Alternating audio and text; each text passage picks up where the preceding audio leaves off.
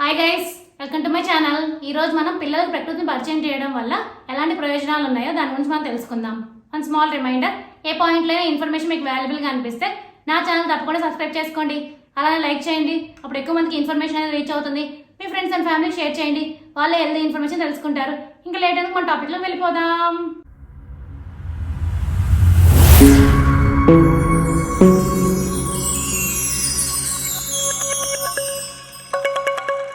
బాల్యంలో చిన్నారుల్లో తెలుసుకోవాలనే ఆసక్తి ఎక్కువగా ఉంటుంది. తరగతి గదుల్లో వారు అంతా నేర్చుకోలేరు. వారిని కేవలం స్కూళ్ళకు మాత్రమే పరిమితం కాకుండా కొత్త ప్రదేశాలకు తీసుకెళ్లి ప్రకృతిలో కాసేపు గడిపేలా చూడండి.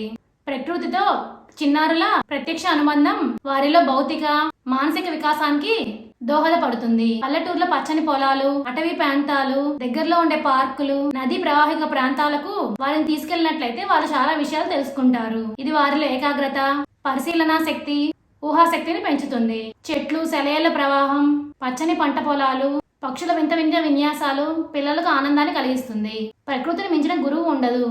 అందుకే పిల్లలను ఇంటికి, తరగతి గదులకే పరిమితం చేయకుండా ప్రకృతిలో కాస్త మమైకమయ్యేలా చేయండి. ఇప్పుడు అర్థమైంది కదా మీ అందరికీ పిల్లలకు ప్రకృతిని పరిచయం చేయడం వల్ల ఎలాంటి ప్రయోజనాలు ఉన్నాయనేది. For more videos please like, share, subscribe my channel. Thank you for watching my video.